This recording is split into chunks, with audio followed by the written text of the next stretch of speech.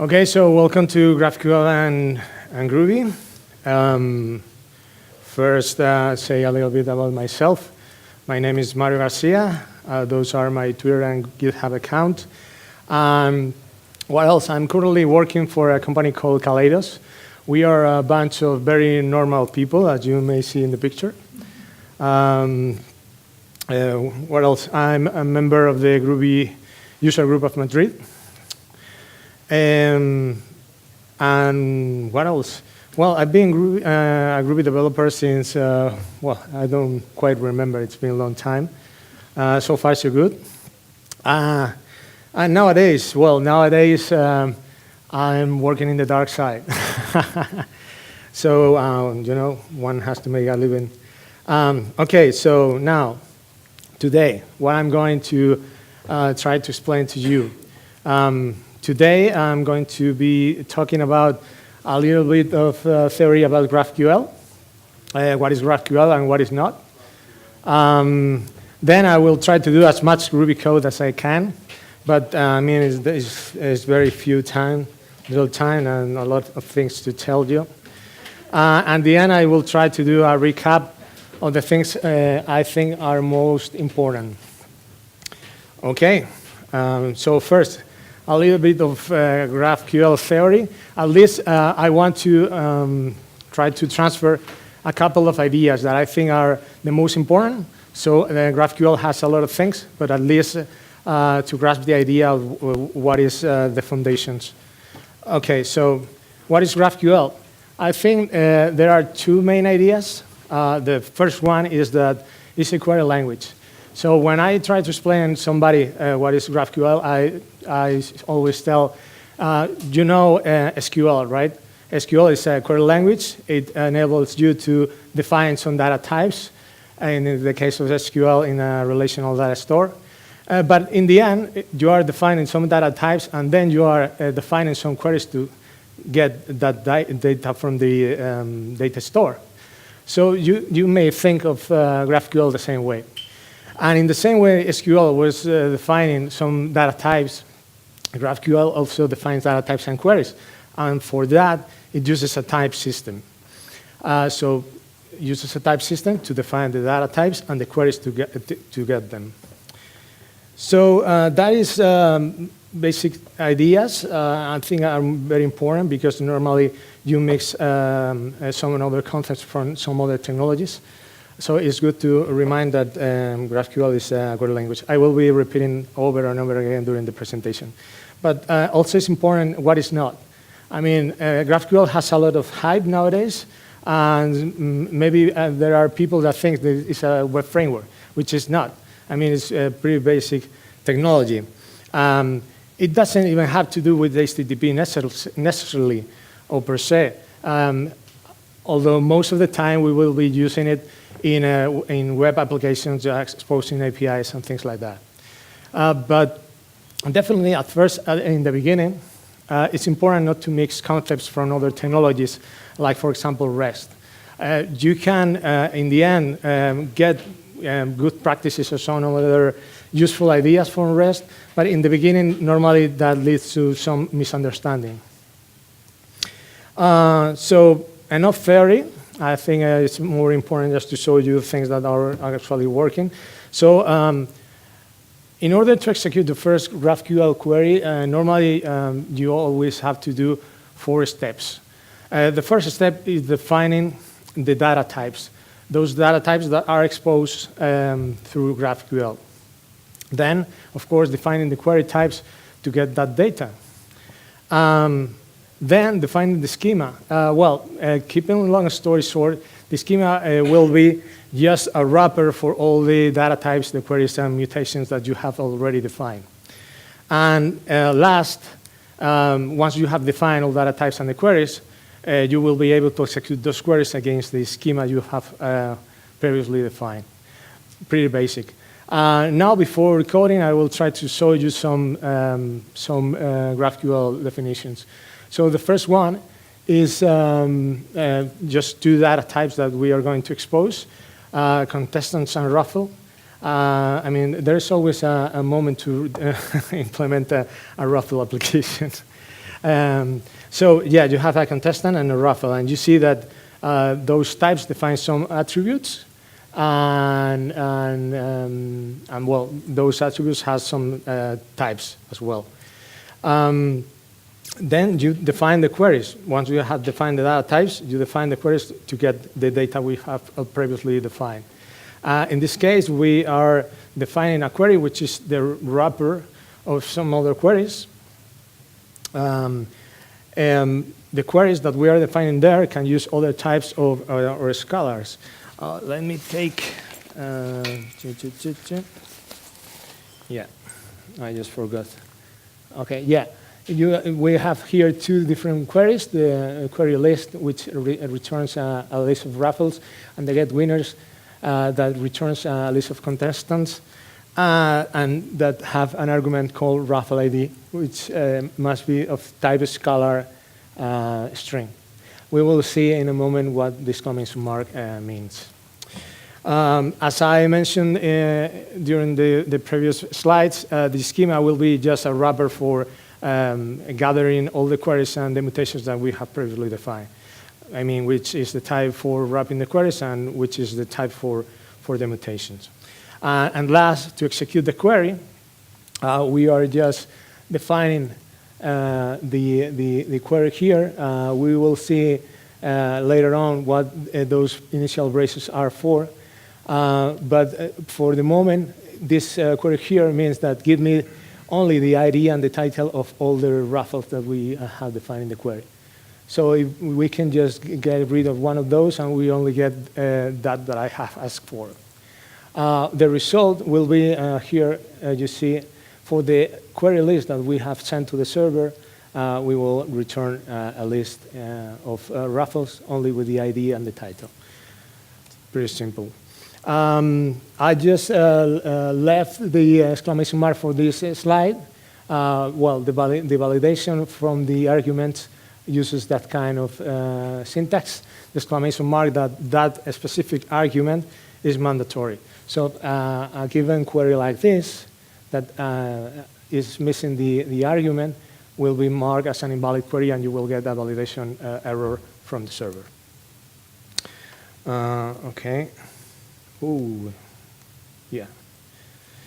So before starting showing you code, there is a very important library that I have to mention, which is GraphQL Java. All the libraries and the plugins that I'm going to show you today are based on GraphQL Java. Nowadays, this is the reference. So most, if not all, of the important libraries of any other language of the JVM are based on this library. One nice thing to mention here is that although GraphQL Java is all implemented using Java, plain Java, all the tests are using Groovy, are using Spock. So it's good to know that Groovy is also using such an important library. So we are coming to our first group example. For that, I'm using a GQL library. It's a library I have done during the last year, which is basically a DSL on top of GraphQL Java. So let's see some code and to execute our first query. So yeah, we have here, let's close this. Yeah, you can see it pretty well. Well, basically, I had just defined here all the steps that I told you before, define the data types, define the query sign schema, and finally execute the query. So using the DSL, we will see that we can define the schema in two ways. At the moment, we are using statically typed DSL. So we are going to define the type contestant. Whoa. Okay, which has a field called name, which is of type GraphQL string. These types are coming from the GraphQL Java. The only thing is that you don't have to do the import. So the raffle as well, we are defining the type, which is raffle which has like an ID, which is going to be of integer, and then a title to know what the raffle is for, GraphQL string, and finally the list of the contestants, which is a list of contestants. Okay, there you go. Then we only have to define the schema, which, as I told you, is a wrapper. So defining the schema, and because we only have queries, we are going to define the query list, for example, list, which is of type list of contestant. Okay. We will have an argument so that we can limit the number of contestants that we are exposing GraphQL QL integer, and then we are going to have a fetcher. A fetcher is just a function to retrieve the data. Okay, so in this particular schema, so we have here a list of raffles. What are we going to do is to get, let's take the first raffles, find, and then contestants, and let's say we take whatever is in, let's put here one more. Sorry? Sorry? Take, and we get the argument from the environment. The arguments, take the max number. So basically, the good thing about this abstraction is that you can return plain types. So there you go. Then we take the query. We're going to take the list, a maximum of 1, and we only take the name, basic. And fingers crossed. Yeah, it's because, well, let's take 2 to see that there's something more meaningful. There you go, name, and now I'm gonna kill. So we have executed our first query using Groovy. Now we are going to try to expose that schema through HTTP. So let's see what we got. Oh yeah, I forgot that. So one important thing to remind when talking about exposing GraphQL through HTTP is remembering how we used to do things with REST. And it's important because from the front-end developer view, when using REST and you wanted to gather data from between the back and the front end, I mean, query submutations can be batched. Queries are executed in parallel. That is another thing that is important, because if you have one of the queries that is slower than the others, it doesn't block the rest of the queries.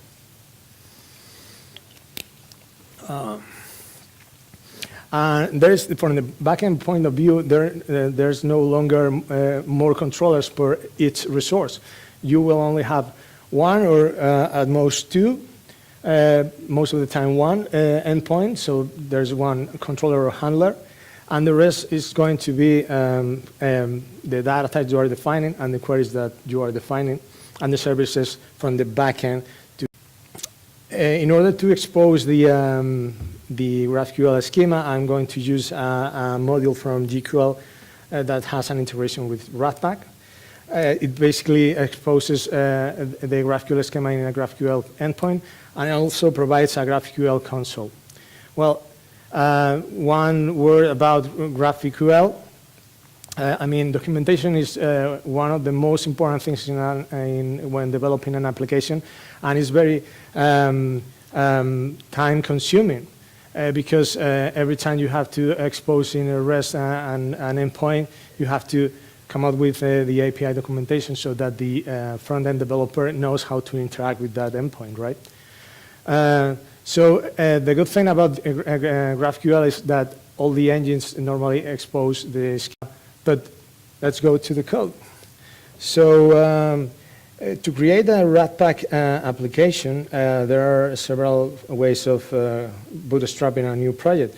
One is using lazy bones, and the other is just a Groovy script. Let's take this one as a reference. Well, let's close this for the moment. So basically, I'm using Ratpack version 1.5.1 and the GraphQL integration 1.2.0. What do we have here? Well, let's focus first in the configuration of Ratpack. Here we are just saying that we are exposing the schema in that endpoint using this handler, which belongs to the integration. And then where we are exposing GraphQL. Then we are registering the schema in the Ratpack registry, so that is accessible from any part of the application. And then the GraphQL module, which basically binds the whole thing together. So this schema comes from here, and this is another way of building your schema. One way is just typing the code, like I did before, like with the DSL. And the other one is just using the GraphQL definition language, which, if I open this one, is defined like this. I mean, sometimes you are interacting with the front end, and maybe the front end has a specific need, and that's why it may write the data type itself. So the only thing we have to do is just to link the data types and the queries with the actual implementation.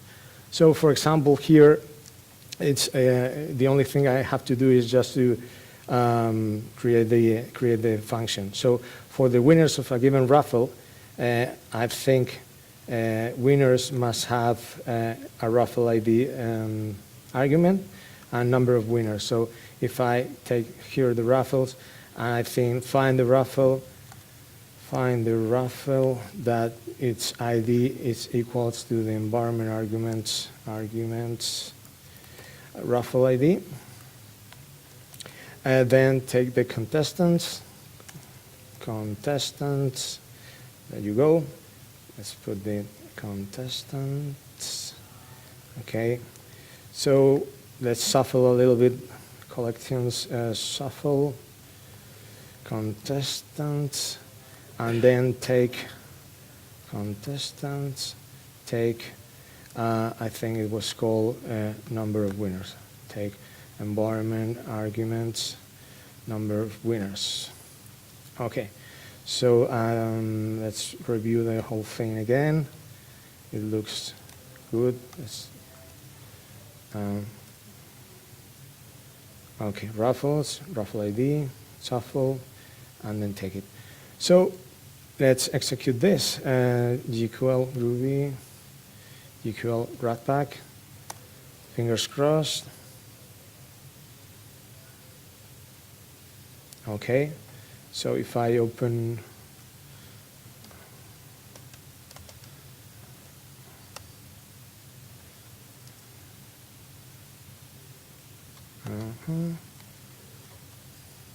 okay, let's see if it's exposed. So this is GraphQL.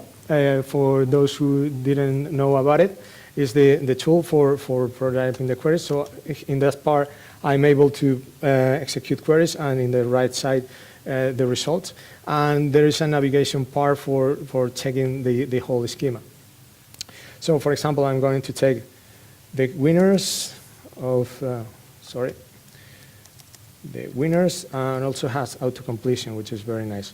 Winners of raffle number 4, and I'm going to take, it was number of winners. Let's take 4, and of course the name of the winners. One thing I want to show you is that you can batch several calls, several queries. So I can just execute also for the raffle number 1 and get number of winners, let's say 3, and the name. So what is happening? Yeah, because the two queries are called the same, I have to put an alias. Let's say this is for the t-shirt, and this is for the, I don't know, Alexa. Okay, so if I execute this and everything works as expected, okay. So here we have the winners, and because we are using random, we should be getting different results. There you go, for the different executions. So let's stop this one. Back to the presentation. Okay. So we have seen how to expose it with Ratpack, which is a really lightweight framework. But if you need persistent from the start, you may be facing or looking for another technology.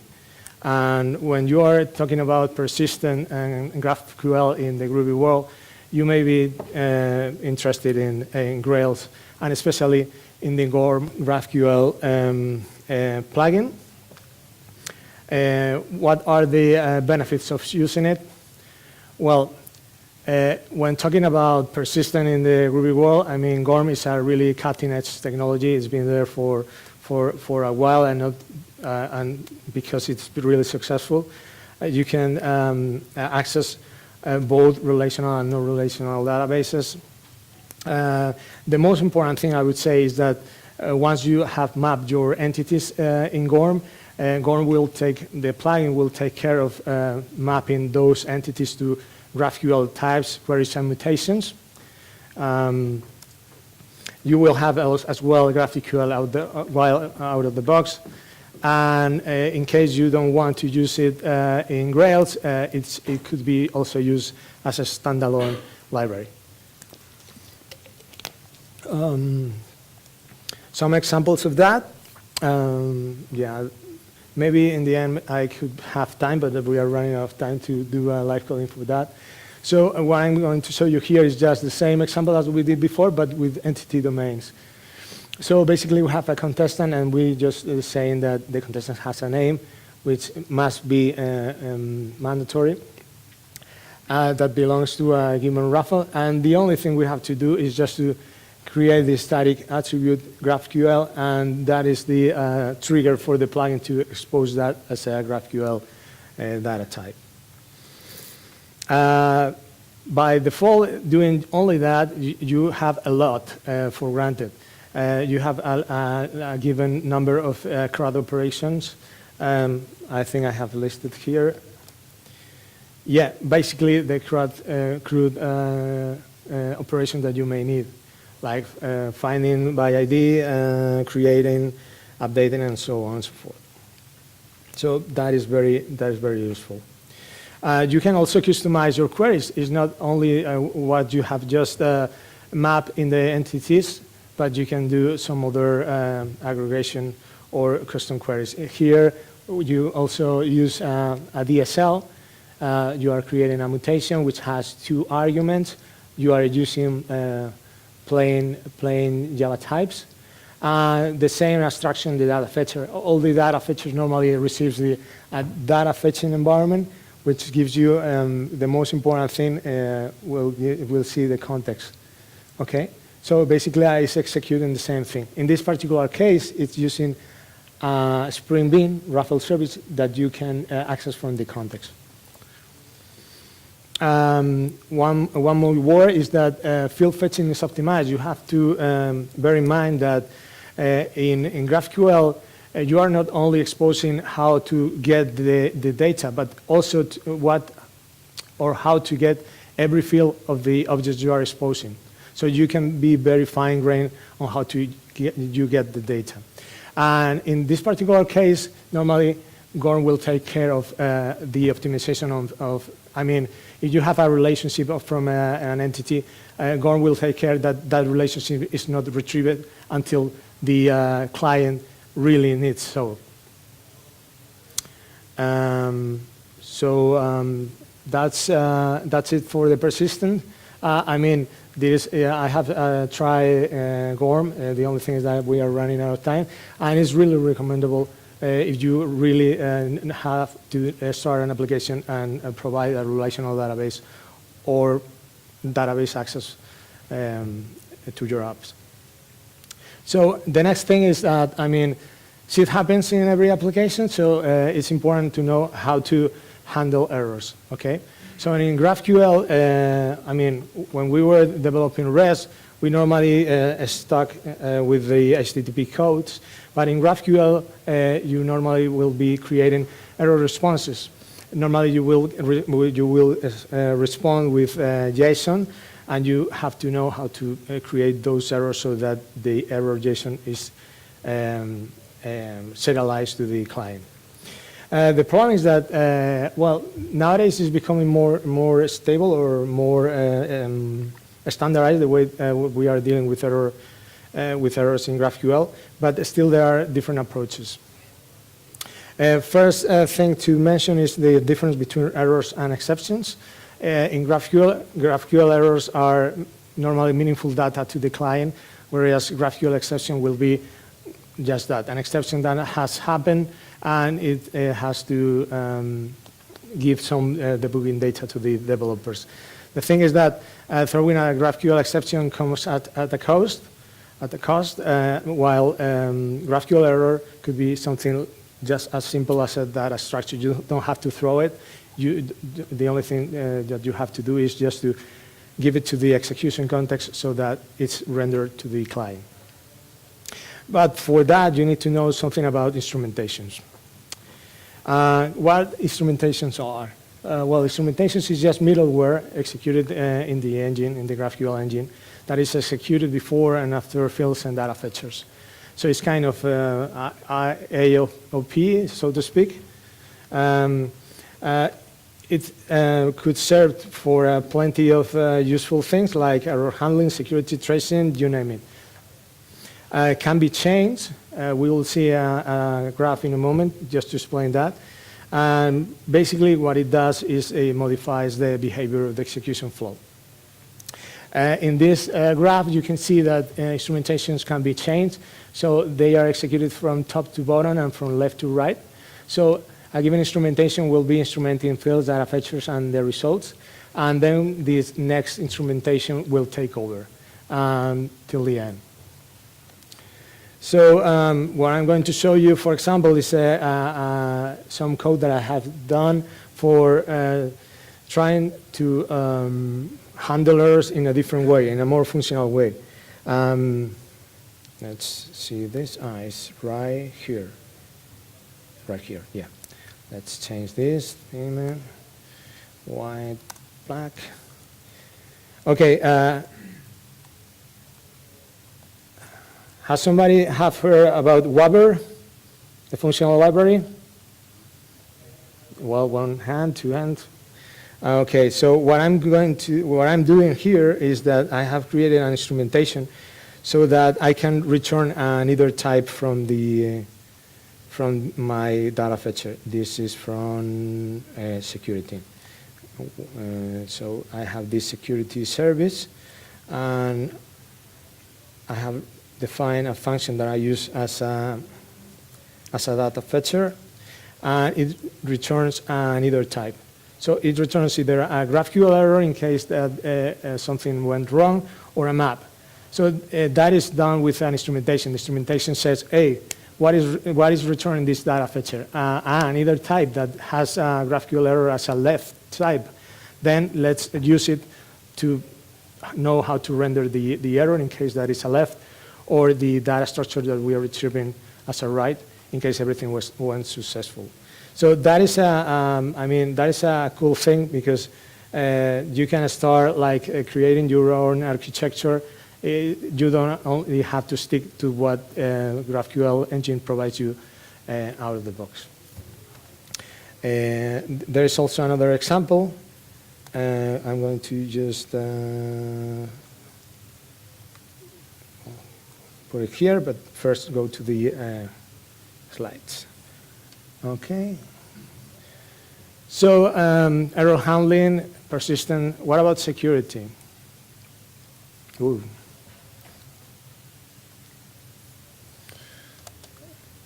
Go to. Oh my God, I have just lost. Oh, there you go. Oh my God. Security, that's right. Okay, security. Let's put this in full screen. Okay. Security, I mean, it's important. Most of the time you are exposing things, so you want to know that everything is secure. So what about security with GraphQL? Well, did I mention that GraphQL is a query language? What I meant is that it knows nothing about security mechanisms. That is something that we need to put around it. So one of the ways to do it is to make the engine or the executing flow engine aware of the security. So the context, which is some data structure that you are passing every time you execute a query, can be used just to put some data like the user or the authorization so that you can check that kind of data along the execution flow. Well, I just said that there is an executing context, but that's not the context. The context is just any data structure that you can pass as an extra data to the execution flow. And yeah, it's available through all the execution flow. Differences between how Grails and GQL Ratpack could face this. Well, in Grails, because you can add any bean to the execution flow, well, you can just get the security, the Spring Security Service and do whatever check that you need to do. In Ratpacks, we are passing the context, all the Ratpack context, so you have access to the whole registry. So in case you are implementing a custom or security measures, well, you can see what is happening with the context. Okay, so what I'm going to show you, I think I have enough time. Yeah. Just to show you this, I have created a naive security measures. So here I'm creating a security instrumentation, which basically only implements this part, which is that every time a data fetcher is about to be executed, I want to check the security. So basically, I'm getting the Ratpack context because the GQL integration puts the Ratpack context in the execution flow. So I get that, and what I'm doing here is, you can see, I'm getting the header authorization token, and if it is there, then I check the authentication. Otherwise, I just return a data fetcher that is basically rendering an error. And as I told you before, an error looks like a data structure, okay? So it's so basic that you can,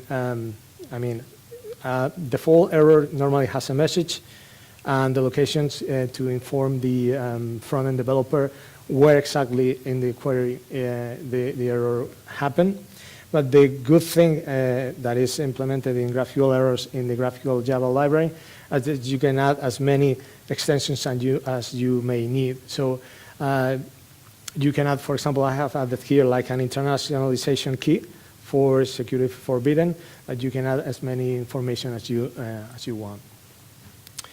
That's the error. Okay, so let's go back to the presentation.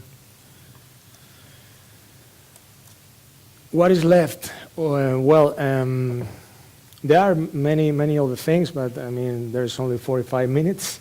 But one thing I would like to share with you is that there's also Relay. Relay has become, as the GraphQL growth practices, at least for Facebook, and I mean, it's a very opinionated way of creating your GraphQL application. So maybe it's not everybody's cup of tea. But anyway, it's worth checking it out, learning all about all the things that they are trying to do better. And you may get one or leave another one, but definitely it's worth mentioning. So we are getting to the end. Well, the things that I think are important is that, first of all, I mean, GraphQL is not a one-for-all technology. I think the best use case for using GraphQL is for interaction between front-end and backend. REST is also useful if you have some endpoint that really does one job and is very good at it. So that is a use case for REST. For GraphQL, as I show you in the diagrams, differentiation between REST and GraphQL.